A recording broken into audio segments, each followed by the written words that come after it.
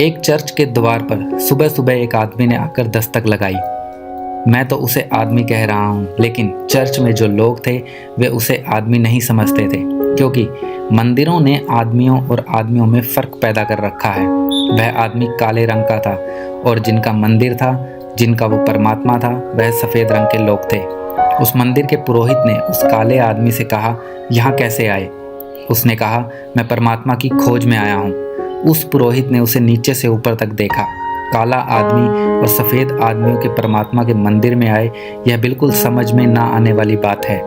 उस पुरोहित ने बड़े प्रेम से कहा, भाई, मंदिर में आने से क्या होगा? जब तक तुम्हारा हृदय शांत ना हो, तुम्हारा मन विकारों से मुक्त ना हो, तब तक मंदिर में आकर क्या करोगे?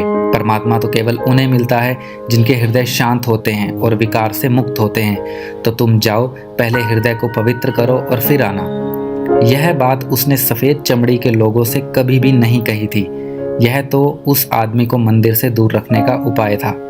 वह काला आदमी चला गया। कई महीनों बाद रास्ते के चौराहे पर उस पुरोहित को वह दिखाई पड़ा। वह बहुत मगन, आनंदित और उसकी आंखों में कोई रोशनी झलकती थी। उस पुरोहित ने पूछा कि तुम दोबारा मंदिर क्यों नहीं आए? उसने कहा कि मैं क्या करता? मैंने मन को पवित्र करने की कोशिश की। मुझसे जो बन पड़ता था मैंने किया। मैं शांत हुआ, मैंने एकांत खोजा और एक दिन परमात्मा ने मुझे सपने में दर्शन दिए और उसने कहा कि तू किस लिए पवित्र होने की कोशिश कर रहा है?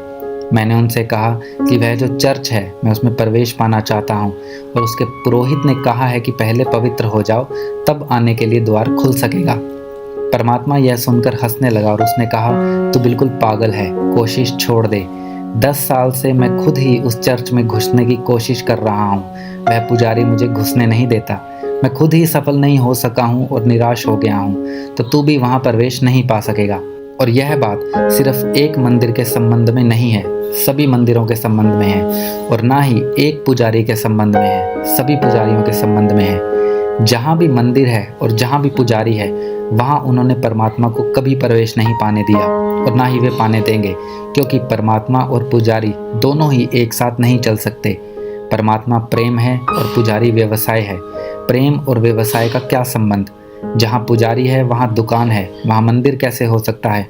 लेकिन अपनी उन दुकानों को उन्होंने मंदिर बना रखा है और उन दुकानों के ग्राहकों को दूसरी दुकानों के खिलाफ बहुत घृणा से भर रखा है, ताकि वे उनकी दुकानों को छोड़कर दूसरी दुकानों पर ना चले जाएं।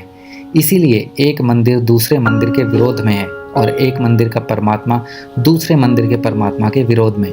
जिन लोगों ने परमात्मा को आजीविका बनाया, उन लोगों ने ही मनुष्य को परमात्मा से दूर करने के उपाय भी किए।